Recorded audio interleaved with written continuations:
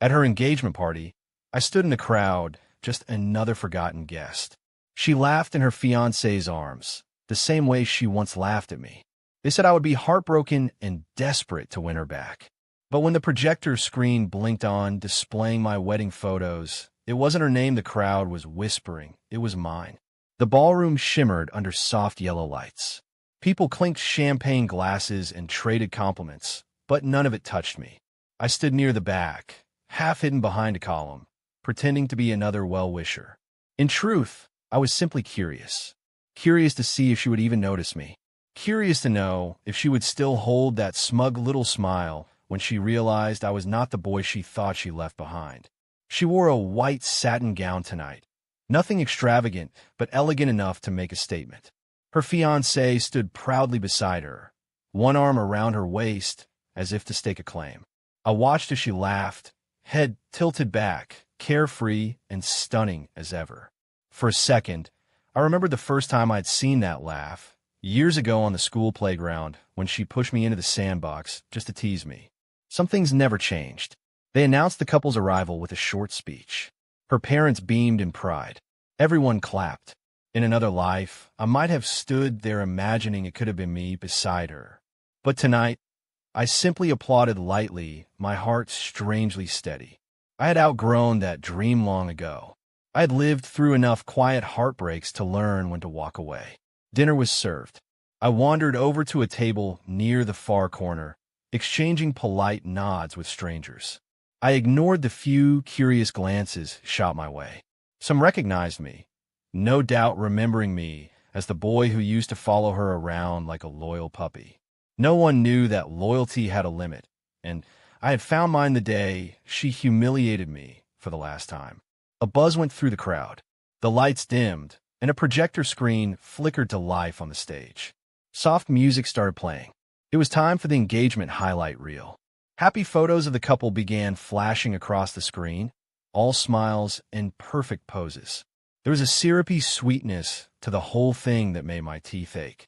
I considered slipping out quietly, maybe finding a better place to be, but something held me there, an invisible weight pinning me to the floor. Then the reel glitched. A technician scurried backstage. For a few seconds, the screen went black. People murmured, shifting in their seats. And then it happened. New photos appeared. Bright, vivid, crystal clear. A wedding ceremony. A groom smiling broadly, slipping a ring onto a bride's hand. A delicate lace veil. A kiss under a cascade of white rose petals.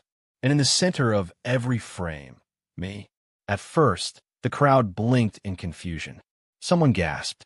A few turned toward me in disbelief. I watched her face closely. Her laughter faded slowly, confusion wrinkling her forehead. Her fiancé leaned down to whisper something, but she didn't hear him.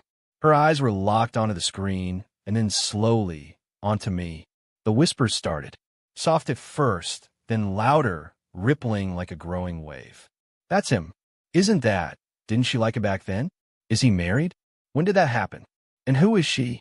She's gorgeous. I gave a small, almost apologetic smile, then turned my gaze away as if it were none of my business. A few of my old acquaintances shifted awkwardly. They had always assumed I would be the one left chasing her shadow.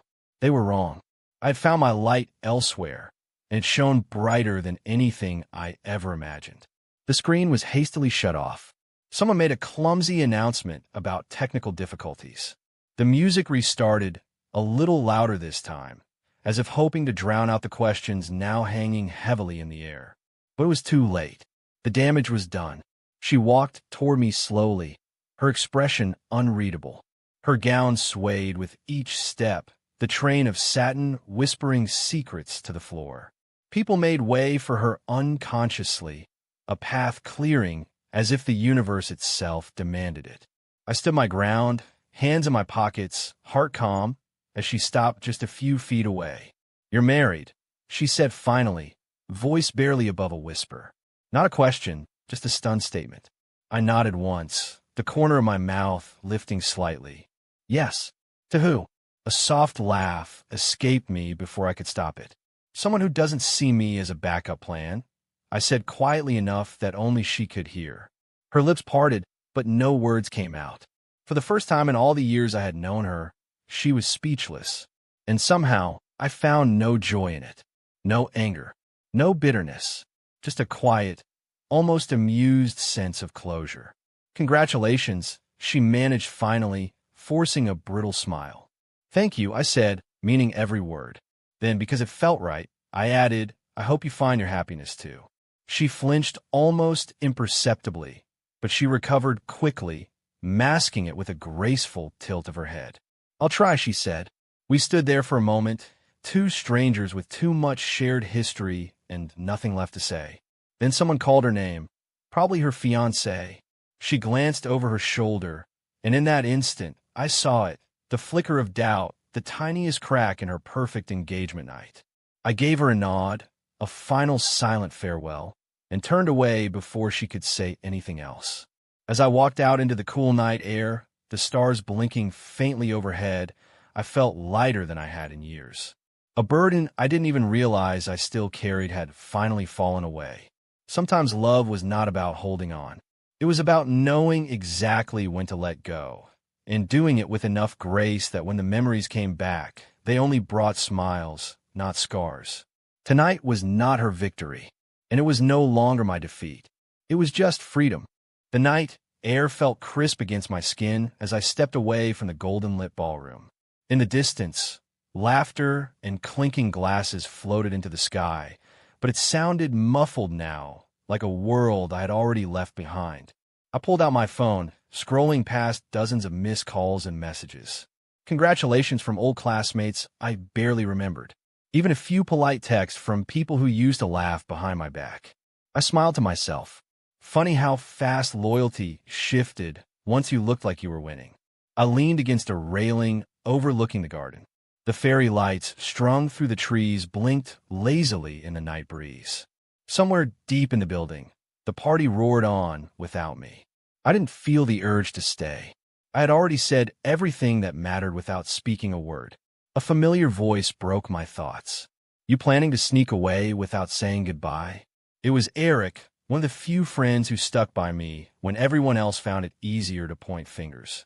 He joined me at the railing, shoving his hands into his pockets. "You sure know how to crash a party, man." His grin widened. Those photos were brutal. I chuckled, glancing back toward the ballroom. Wasn't exactly planned. Blame the tech guys. Eric laughed louder.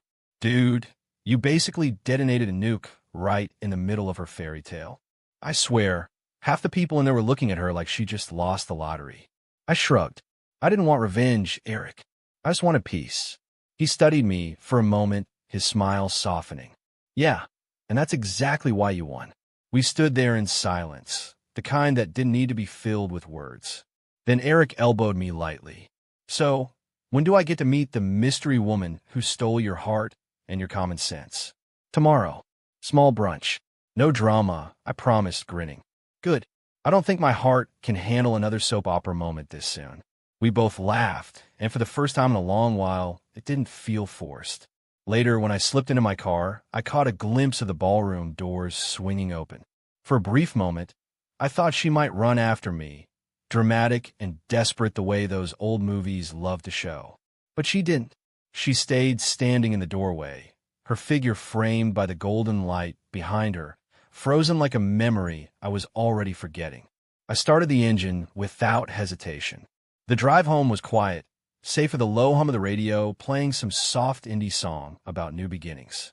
The city lights blurred past my window. Somewhere between the second and third red light, my mind wandered, not back to her, but to the woman waiting for me at home. Clara, the girl who never played games. The girl who didn't need me to chase her because she was already standing right beside me. Our story had started quietly, almost invisibly, while the world was busy watching my failures. Clara had been the quiet seatmate during late-night college seminars, the one who shared her notes without being asked, who laughed at my stupid jokes when nobody else did, who stayed after a terrible breakup just to sit with me in silence. I didn't notice her at first, too blinded by old dreams. But slowly, she became the one light I never had to chase. When we decided to marry, it wasn't fireworks or grand gestures. It was a simple conversation over coffee. Should we do this? Yeah, I think we should. And just like that, life shifted. As I pulled into our apartment building, I saw her waiting at the window. She wasn't in a glamorous dress. She wasn't surrounded by admirers. She was wearing an oversized hoodie, hair pulled into a messy bun, holding a cup of tea like a sleepy cat. And yet she had never looked more beautiful to me. I walked in, and she greeted me with a sleepy smile. How was the show? I laughed, setting down my keys. Messier than expected. She raised an eyebrow. Do I want details? Maybe tomorrow, I said, pulling her into a hug. Tonight, I just want this. She wrapped her arms around me without hesitation. No judgment, no drama, no trophies needed. Just a quiet understanding that the war was over and I had finally come home. We sat on the couch, her legs curled up against mine, sharing late-night leftovers and flipping through TV channels without settling on anything. At one point, she reached over and tugged gently on the tie still knotted around my neck. You're overdressed for couch potato duty, she teased. I leaned back, letting her pull the tie loose. Maybe I should start dressing down for important events. Save the suits for things that actually matter. She grinned. Like winning at Mario Kart? Amat gasped. You underestimate the gravity of that battlefield. She threw a pillow at me, and I caught it easily, laughing harder than I had in months. Somewhere around midnight, my phone buzzed again. Another message from another person at the engagement party. I didn't bother reading it.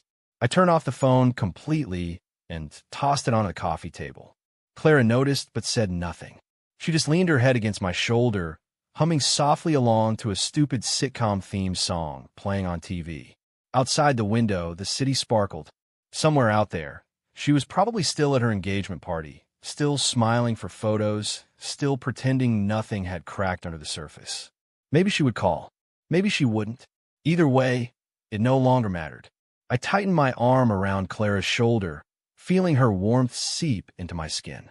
It was a small, quiet happiness, the kind that didn't scream or demand attention, the kind that simply settled into your bones and stayed. For years, I had thought that the loud, dramatic kind of love was the only real one, the kind that made you ache and chase and break yourself into pieces just for a smile. But now, sitting here in an old hoodie in yesterday's socks, I realized something far simpler. Real love wasn't a battlefield. It was home, and I had finally found mine. The next morning, sunlight slipped through the blinds in soft golden stripes. I woke up to the scent of pancakes and the low crackle of the radio. Clara was already in the kitchen, flipping a batch with a confidence that could put professional chefs to shame. She wore an apron 2 sizes too big. The words "Kiss the Cook" scrawled across it in faded red letters. She caught me watching her and tossed a berry in my head. Eat first, gawk later, she said, grinning.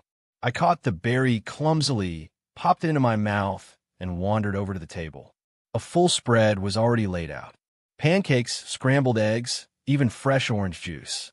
Clara had this way of making everyday mornings feel like tiny festivals. No fanfare, no cameras, just honest effort because she cared. We ate together, trading silly jokes and arguing over which syrup brand was superior. Halfway through my second helping, Clara leaned forward, elbows on the table. So tell me, how bad was it? I paused, pretending to consider. On a scale of 1 to nuclear disaster? Probably somewhere near Hiroshima. She snorted into her juice, then winced as it went down the wrong pipe. Worth it, she coughed out, laughing. I told her everything. The engagement party, the glitch, the stunned faces, the way she, my former crush, looked at me like she had seen a ghost. Clara listened with the patience of someone who wasn't threatened by the past, but found it vaguely entertaining. At the end of it, she tilted her head thoughtfully. So basically, you dropped a grenade and walked away like a badass? Something like that, I admitted. Proud of you, she said, raising her glass in mock salute. Not for the chaos. For finally knowing you deserve better. I clinked my glass against hers, feeling a warmth spread through me that had nothing to do with the food. After breakfast, we spent the morning rearranging furniture. It was a small thing, but it felt symbolic. A new phase. A home that was truly ours now, not just a pit stop between broken dreams. Clara insisted on moving the couch closer to the window because sunlight, she said, was good for lazy souls like me. I countered that she just wanted better lighting for her houseplants. The argument ended with me tripping over a potted fern and both of us laughing so hard he had to sit down on the floor. Sometime around noon, my phone buzzed again. This time it was Eric. "Bro, are you free today?" He texted. "There's something you might want to see." Curious, I call him back. He answered on the first ring, breathless. "Dude," he said, "she's melting down." "Who? Who do you think?" "Your ex-crush." Word's out that you're married, and apparently half her social circle is gossiping nonstop. She's not taking it well. I rubbed my forehead, feeling an odd mixture of sympathy and detachment. I hadn't wanted to hurt her. I just wanted to move on. Eric continued, a little too gleefully. Her cousin told me she threw a tantrum at brunch. Crying, screaming, the whole reality show package. I sighed. Let her be, Eric. Seriously, no need to pour salt in old wounds. Eric grumbled, but relented. Fine. But man, if Karma had a fan club, I'd nominate you for president. We hung up, and I tucked the phone away, shaking my head. Clara raised an eyebrow from across the room, sensing the shift in my mood. Trouble? Nothing that matters anymore, I said, meaning it. By late afternoon, we decided to escape the city buzz and head to the park. It was Clara's idea, claiming the apartment was starting to feel too stuffy. I suspected she just wanted an excuse to drag me into another amateur photography session with her phone. The park was full of life. Kids chased bubbles across the grassy fields. Dogs tugged their owners toward mysterious smells in the bushes. Somewhere, a street musician plucked out a lazy guitar tune that made the whole world seem softer around the edges. We spread out a blanket under a giant oak tree. Clara pulled out a battered novel and curled up beside me, humming tunelessly. I leaned back against the tree trunk, watching clouds drift lazily across the blue canvas of the sky. It was peaceful. No chaos, no drama. Just life moving forward at its own steady pace. At some point, Clara set her book aside and poked my side. You're thinking too hard again. I am not. Or two. I laughed. She always knew. Even when I was perfectly still, she could read the turbulence under my skin like a second language. She flopped down onto the blanket dramatically. Want to hear something hilarious? Always. Her eyes twinkled mischievously.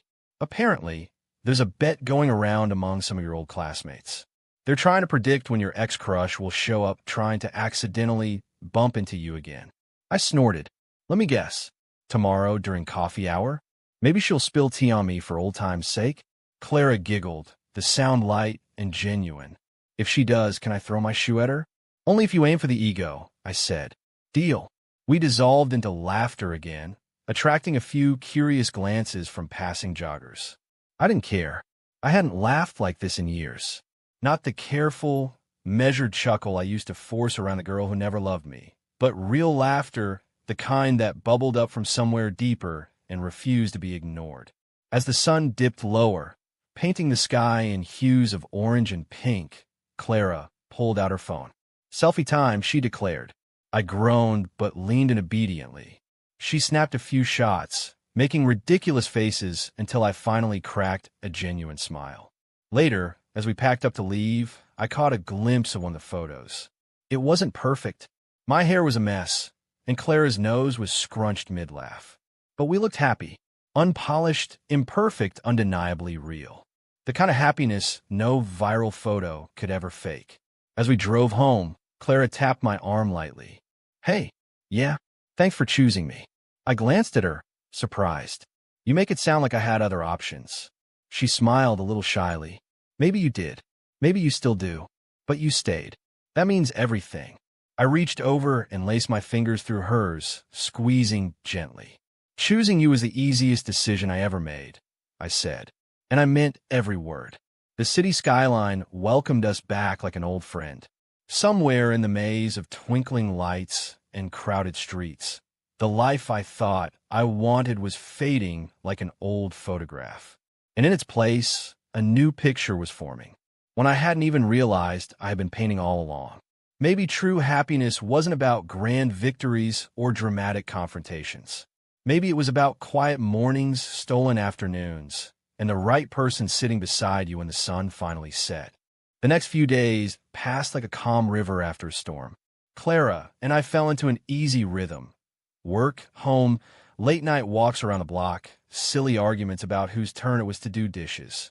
It was the kind of life I had once thought too ordinary, back when I believed love had to be explosive to be real. Now I realized the quiet was exactly what my heart had been craving all along. But peace, it seemed, was a fragile thing. It started with a simple knock on the door. A firm, urgent kind of knock. Clara was in the kitchen humming to herself when I opened it. And there she was, standing in the hallway, wearing a tight white coat, sunglasses perched on her head like a crown she didn't deserve anymore. My childhood crush. The girl who had once ruled my universe without even trying. For a moment, neither of us spoke. She clutched her handbag with both hands, as if steadying herself. Behind me, Clara called out, "Who is it, babe?" I didn't take my eyes off the woman standing at my door. "Just someone I used to know," I said. A flicker of pain crossed her face. Good, I thought, not out of cruelty, but out of a sense of balance. Finally, the weight was shifting where it belonged. "Can we talk?" she asked, voice low. I hesitated, then stepped outside, pulling the door almost closed behind me. Clara didn't need to be dragged into old messes. Not when she had done nothing but offer me fresh ground to build a new life on. She fidgeted with her bag strap, avoiding my eyes. "I heard about your wedding," she said finally. "Congratulations." "Thank you," I replied, keeping my voice neutral. Another pause. Another fidget. I was hoping, she started, then faltered. "I was hoping maybe we could catch up." I tilted my head slightly. "Catch up? You know, talk. About everything. About us." "There is no us," I said, not unkindly. "There hasn't been for a long time." She swallowed hard, blinking rapidly. I could see the battle raging behind her carefully composed exterior. She had spent years assuming I would always be one apology away from falling at her feet. It must be dizzying to realize that bridge had long since burned itself to ash. "I should have treated you better," she blurted out. I smiled, soft but steady.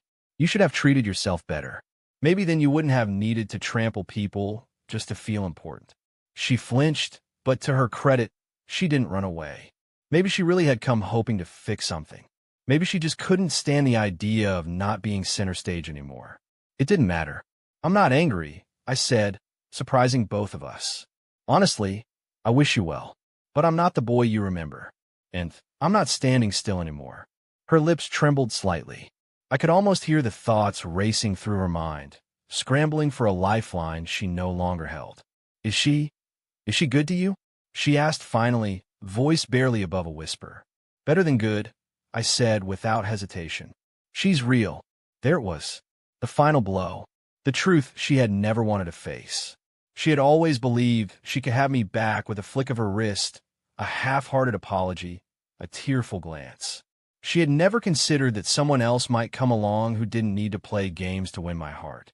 "I need to go," I said, taking a step back. She reached out instinctively, fingertips brushing my sleeve. "Wait." But I was already shaking my head. "Goodbye," I said simply. I turned and walked back inside, closing the door gently behind me. Not slamming it, not throwing it in her face. Just closing it like any other door that no longer led anywhere I wanted to go. Clara was sitting on the couch, sipping tea, pretending to be engrossed in a cooking show. But her eyes flicked to mine the second I entered. "You okay?" she asked softly. I nodded, feeling lighter than I had in years. "Better than okay." She smiled and patted the seat beside her. "Come tell me all about it. I'll judge appropriately." I laughed and collapsed next to her, resting my head against the back of the couch. And as I started recounting the awkward 5-minute conversation, Clara listened with that same easy patience, never interrupting, never making me feel like my past was a stain on my present. Later that evening, we decided to walk to the little diner 2 blocks away for dinner. The night was brisk but not unpleasant, and Clara insisted on holding my hand the entire way, swinging our arms back and forth like kids. Over greasy burgers and milkshakes, we made plans. Vacations we wanted to take. Silly dreams we wanted to chase. Tiny goals like finally learning to bake a cake that didn't collapse in on itself like a dying star. I realized somewhere between fries and pie that this was what real love looked like. Not fireworks and chaos. Not chases and heartbreak. Just a partner who sat across from you in a cheap diner booth and made you feel like you had already won something precious simply by being seen. On the way home, my phone buzzed again. Another message from another mutual friend. Thought you should know it, Reed. She called off her engagement. I stared at the screen for a moment, then tucked the phone away without replying. Some battles were never meant to be fought. Some wars were already over before they began. When we reached our building, Clara tugged me to a stop under the awning, tilting her head up at me. "You're thinking too hard again," she teased. I leaned down and kissed her forehead. Not thinking, just grateful. She grinned and grabbed my hand again, leading me upstairs. Behind us, the city buzzed and glittered, alive with 1,000 other stories. But ours was small, quiet, tucked away in a little apartment with mismatched furniture and a fridge full of leftovers.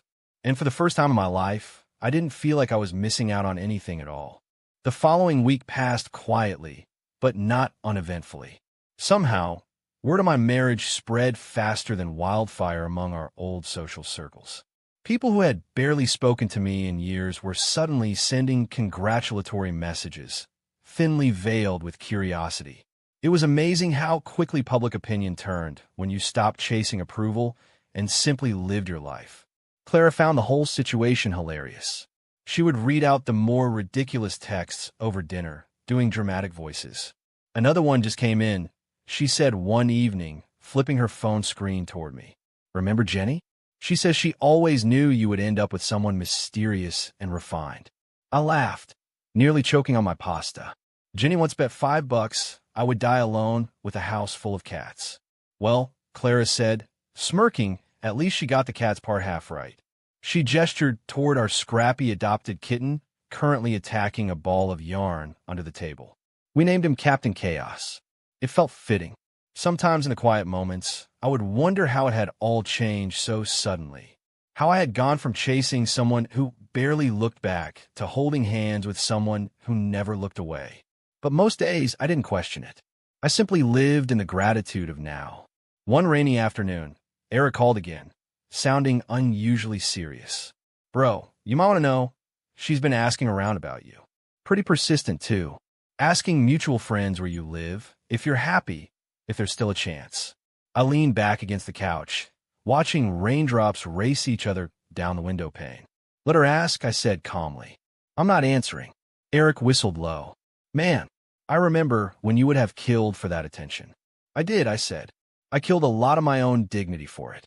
Not anymore." He chuckled, but there was admiration in his voice. "Proud of you, brother." Seriously. When I hung up, Clara peered over the book she was reading. "More old ghosts? Nothing worth worrying about," I said. Then I added, smiling, "You're the only ghost I'm haunting from now on." She laughed, tossing a cushion at me. "Cheesy. I love it. Life was not perfect.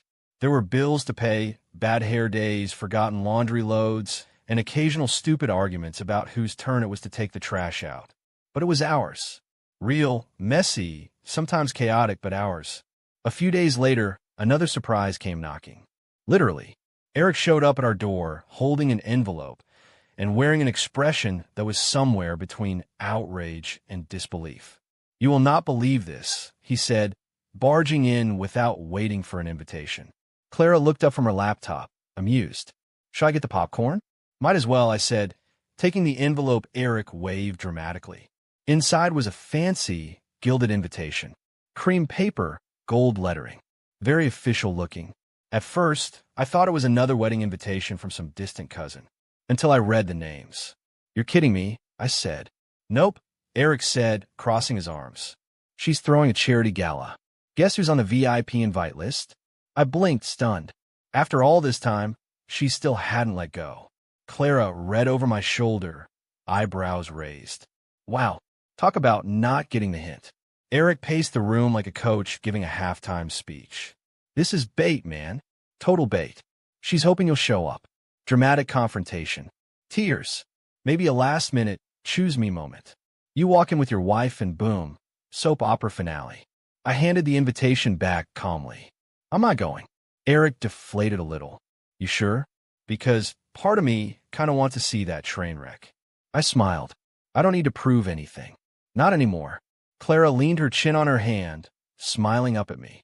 That's my husband, full of wisdom and zero tolerance for drama. Eric grumbled good-naturedly, but dropped the topic. After he left, Clara curled up next to me on the couch, pulling a blanket over both of us. You really not tempted? She asked quietly. Not even a little, I said, pressing a kiss to her temple. She nodded, satisfied. Then she added, besides, if you wanted dramatic exits and grand gestures, you would have married your ex. True, I said, grinning. I married you for the quiet mornings and sarcastic commentary. And don't you forget it, she said, poking my side until I squirmed. The night of the gala came and went without a second thought. Instead of attending, Clara and I spent the evening binge-watching a terrible sci-fi show and ordering cheap takeout. It was glorious. Somewhere out there, I imagined, she was standing in a glittering hall full of people she barely knew, smiling for cameras that she didn't care about, wondering if I would walk through the door. But I was right where I wanted to be, full of greasy noodles, wearing mismatched socks, holding hands with a woman who had chosen me long before anyone else thought I was worth choosing. A week later, I bumped into Domingo, her cousin, at a coffee shop downtown. He looked rough, tired, a little thinner than I remembered. We exchanged stiff nods, the kind men use when history is too messy to wade through. He ordered his drink and stood awkwardly beside me while we waited. Finally, he cleared his throat. She's not doing great, you know. I raised an eyebrow. I'm sorry to hear that. He hesitated. You're really not going back? No, I said simply. He studied me for a moment, as if trying to read something on my face that wasn't there anymore. You love her once, he said. I did, I admitted. But loving someone doesn't mean losing yourself. He nodded slowly, almost respectfully. I hope she figures it out someday. Me too. We parted ways without ceremony, and I didn't look back. Later that night, Clara and I walked down to the park, bundled up against the chilly spring air. Captain Chaos, now slightly less chaotic and considerably fatter, trailed behind us on a little leash, much to the amusement of passers-by. As we walked, Clara squeezed my hand. Do you ever think about it? She asked. About what? The past. I thought for a moment. Sometimes. But not the way I used to. It's like old chapters in a book. You're glad they were written, but you're more excited to see how the story ends. She smiled, satisfied with that answer, and pulled me closer. The stars blinked overhead. The city pulsed gently around us. And for once, I didn't feel like a supporting character in someone else's story. I was finally the hero of my own. Spring faded into early summer, and life moved on in ways both small and extraordinary. Clara started a new project at work that had her buzzing with excitement every evening. I finally finished a personal portfolio I had been putting off for months. Captain Chaos upgraded from terrorizing yarn balls to attempting, unsuccessfully, to conquer the curtains. It was the kind of life you might miss if you blinked too fast, but the kind that mattered the most once you slowed down enough to see it. One Sunday morning, while we were lazily flipping through a stack of books at a local flea market, Clara nudged me sharply with her elbow. I looked up and followed her gaze. Across the stalls, partly hidden behind a rack of vintage jackets, stood a figure I hadn't seen in months. She was there, my childhood crush, the ghost of a past that had taken its sweet time letting go. She wasn't looking at me. Instead, she was pretending to be interested in an old leather-bound diary, her hands flipping through pages she wasn't really reading. But every few seconds, her eyes darted toward me, quick and almost panicked. Clara watched the scene unfold without a word. She didn't tense. She didn't grab my hand possessively or glare across the market. She simply reached out, adjusting the collar of my jacket casually, grounding me. I kissed her forehead lightly. You want to go somewhere else? I whispered. She shook her head. Let's stay. We were here first. Pride welled up in my chest. Not the foolish, puffed-up kind, but the quiet pride of knowing I had chosen a woman who never needed to play games to feel secure. We continued browsing, laughing over ridiculous trinkets and dusty vinyl records. And though I felt her eyes following me now and then, I didn't look back. I didn't need to. At one point, she drifted closer, pretending to examine a table of old watches. Clara noticed, but only smiled wider, deliberately slipping her hand into mine. It wasn't a show.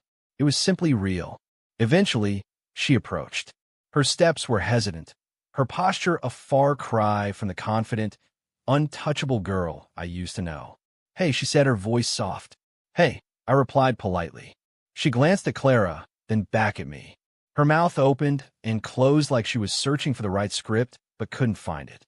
"You look happy," she said finally. "I am," I answered truthfully. Clara squeezed my hand gently, and for a second, there was only silence between the three of us, thick and awkward. "I heard you moved out of the city," she blurted, as if grasping for conversation.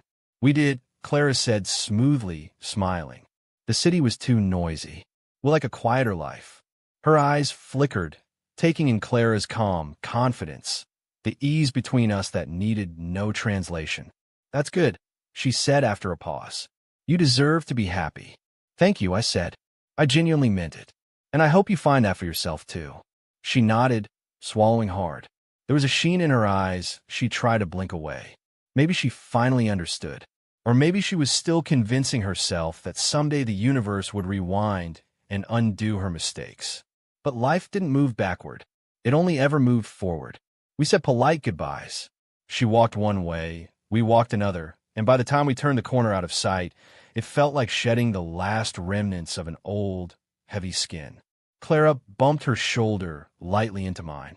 "Well, that was less dramatic than I expected." I laughed. "We're getting too old for drama." "Speak for yourself, Grandpa," she teased, and I chased her down the sidewalk, both of us laughing until our sides hurt. Later that evening, we sprawled on the couch, too lazy to move. The windows were open, letting in the sweet scent of early summer rain. Captain Chaos snored loudly from his spot on Clara's lap. "You know," I said, staring at the ceiling, "sometimes I think about how different things could have been. If I had stayed. If I had kept chasing." Clara didn't answer right away. She just reached over and tangled her fingers with mine. "I'm glad you didn't," she said softly. "Me too." Because the truth was, even if she had suddenly woken up back then and decided to love me, it wouldn't have been real. It would have been built on guilt, pity, maybe even habit. Never on choice. And love without choice was just obligation in prettier clothes. I looked over at Clara, the way she was absently stroking the cat's ears, her hair messy from the rain, her glasses sliding down her nose. She wasn't the loudest person in the room. She wasn't the girl who turned heads with grand entrances or flashing smiles. She was the one who stayed. The one who understood that the best kind of love didn't shout or demand to be noticed. It just quietly filled all the empty spaces. Sometime around midnight, I woke to the sound of my phone buzzing again. Another message from someone I hadn't heard from in years. "Are you happy?" It said simply. No name attached, but I knew who it was. I stared at it for a long time. The past reaching out one last time, asking for answers it no longer deserved. Clara shifted beside me, murmuring something sleepy and unintelligible, curling closer instinctively. I smiled and turned off the phone without replying. Some things didn't need answering. Some chapters didn't deserve sequels. Outside, the rain fell in soft, rhythmic patterns against the windows, lulling the city to sleep. Inside, surrounded by the small, beautiful life we had built, I finally understood something I had never really grasped before. Sometimes, winning wasn't about being right or being wanted back. It was about quietly walking away, never needing to look over your shoulder again, and finding joy in the simple fact that you chose yourself and someone better in the end. And maybe, just maybe, that was the best revenge of all. Summer deepened, stretching lazy afternoons and golden evenings into something almost timeless. Clara and I settled into a rhythm so natural it felt like breathing. Work, home, weekend markets, silly road trips to nowhere in particular. Life was quieter, smaller maybe, but it was full. Full in the way that really mattered. One evening, as we were setting up a makeshift picnic in our tiny backyard, Eric called. His voice was buzzing with barely restrained laughter. You are not going to believe what just happened, he said. Try me, I replied, stretching out on the blanket as Clara wrestled with the stubborn lid of a pickle jar. Your ex-crush just announced a trip abroad. Some big, dramatic post about needing to find herself. Spiritual healing. Soul searching. All the cliché buzzwords. I laughed, genuinely amused. Well, better late than never. Eric snorted. Yeah, but get this, she's still telling people she and her fiancé just grew apart. No mention of how she tanked the whole thing herself. I shook my head, not out of anger but pity. Some people clung to their versions of the story because admitting the truth hurt too much. Thanks for the update, I said. But honestly, I hope she finds whatever she's looking for. You're a better man than me, Eric grumbled. Anyway, I had to tell you. It felt poetic. I hung up and pocketed my phone. Across from me, Clara had finally conquered the pickle jar and was now triumphantly piling sandwiches onto paper plates. Victory, she announced, raising a sandwich like a trophy. I laughed and leaned over to kiss her cheek. You're a warrior. She grinned. Someday, they'll write songs about my courage. Maybe they already have, I teased. You just haven't heard them because you refused to listen to anything recorded after 1999. We ate under the fading sun, talking about everything and nothing. After dinner, we lay side by side on the blanket, watching the first stars blink awake. Captain Chaos prowled the edges of the garden, chasing imaginary enemies. You know, Claire said after a while, staring up at the sky, I think you're too nice. I turned my head toward her. How so? Most people will be throwing a parade after what you've been through. But you're still wishing her well. I thought for a moment before answering. It's not about being nice. It's about not carrying things that don't belong to me anymore. She rolled on her side, propping her head up on her hand. That's the saddest and bravest thing I've ever heard. I smiled. Maybe. Or maybe it's just the only way to really move on. She leaned down and kissed me, slow and sweet, and for a few minutes, the world shrank to just the two of us and the soft hum of summer crickets. A few days later, we took a trip to the countryside. Just a weekend getaway. No work, no emails, no buzzing phones. Just winding roads, open fields, and long conversations that meandered as easily as the rivers we passed. On Saturday morning, we stumbled across a small village fair. Booths selling handmade jewelry, kids running with sticky candy in their hands, an old man playing a battered guitar under a willow tree. It was simple and beautiful in a way I hadn't realized I missed. We wandered hand in hand, sampling local honey and watching a pie-eating contest that ended in glorious, hilarious disaster. At one booth, a woman was painting tiny portraits. Clara insisted we sit. I hesitated. I'm terrible at sitting still, you know that. It'll be fun, she said, already dragging me toward the folding chairs. The artist was a sprightly woman with wild gray hair and paint-smeared overalls. She studied us with sharp, kind eyes, then set to work.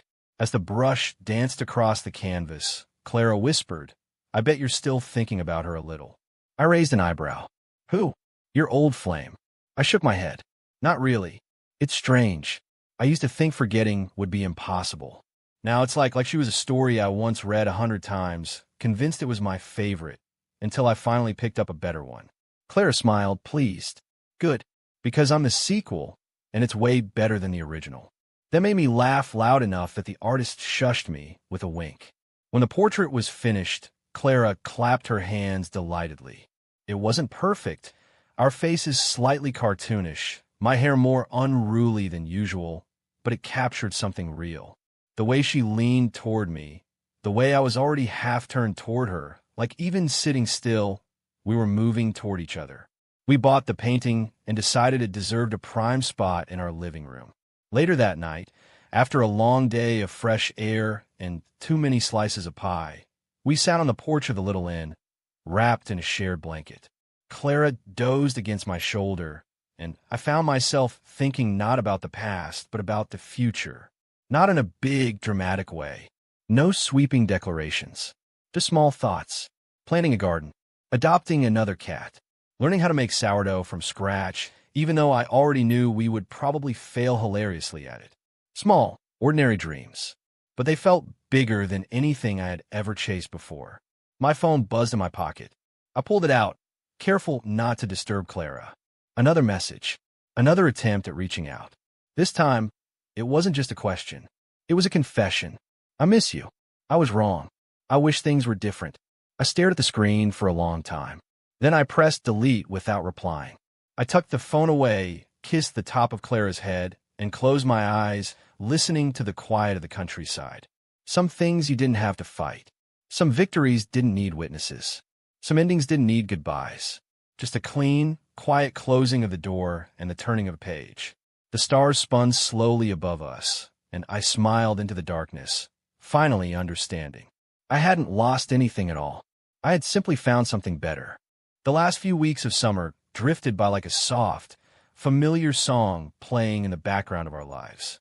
Clara and I settled into routines that made us laugh at how old and boring we sounded. Grocery shopping on Sundays. Movie marathons when it rained. Competitive debates about which local bakery made the best croissants. Nothing flashy. Nothing meant to impress anyone else. Just a life that fit around us like a favorite sweater, warm and unassuming. Sometimes, when I looked at her across the dinner table or caught her humming off-key while brushing her hair, I thought about how wildly different my life had turned out from the way I once imagined it. There was a time I believed my whole story would revolve around one girl. One unchangeable destiny. But the truth was, destinies change the moment you chose yourself instead of waiting for someone else to choose you. One evening, as we were sitting on the balcony, watching the city lights blink lazily in the distance, Clara asked me something unexpected. If you could tell your younger self one thing, what would it be? I thought about it for a long moment. That he's enough, I said finally.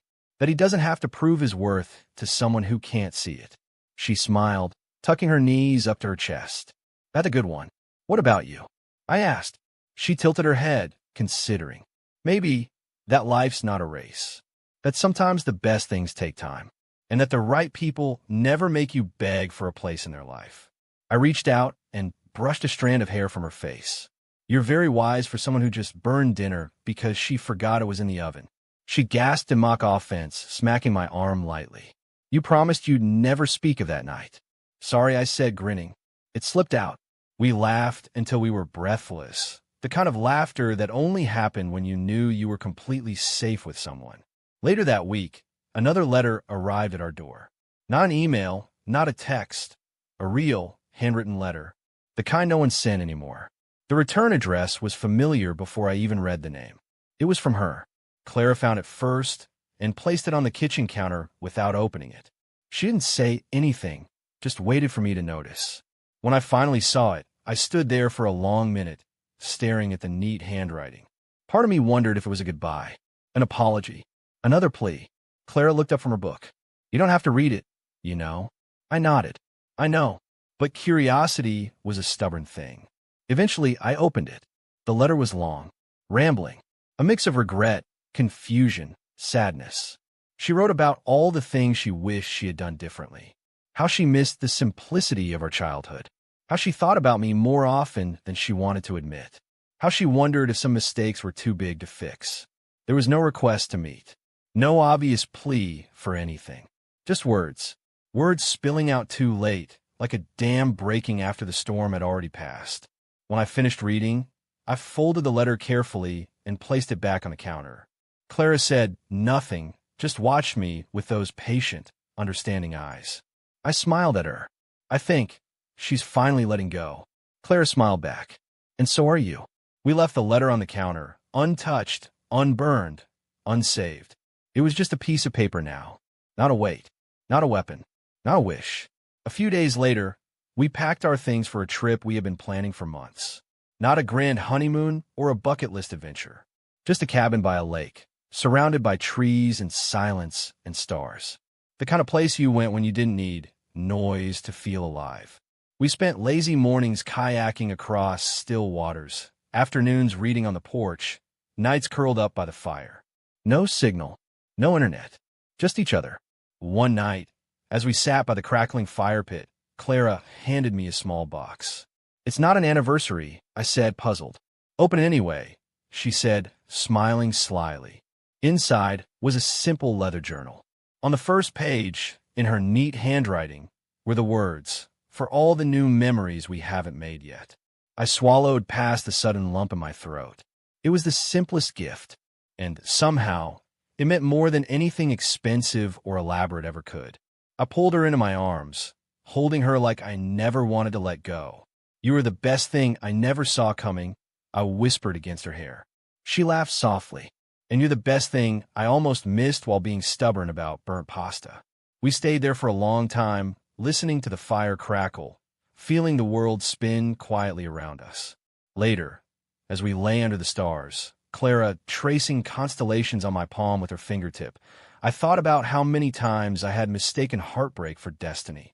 How often I had tried to force life into a shape it didn't want to take, chasing people who only saw me when it was convenient. And how, in the end, it wasn't a grand, dramatic moment that healed me. It was 1,000 small moments, 1,000 quiet choices, 1,000 times I decided, over and over again, to choose peace over chaos, self-respect over desperation, real love over empty promises. The past hadn't defeated me. It had carved me into someone stronger, someone softer, someone finally ready to be loved the right way. I turned to Clara, her face bathed in moonlight, her expression sleepy and content. "Let's never settle," I whispered. "Never," she promised. And right then, under the wide-open sky, I realized something I would carry with me forever. The happiest endings were not about proving someone wrong. They were about proving yourself right, choosing the life you deserved, and letting the rest fall away like leaves in the wind. And that was exactly what I planned to do for the rest of my life.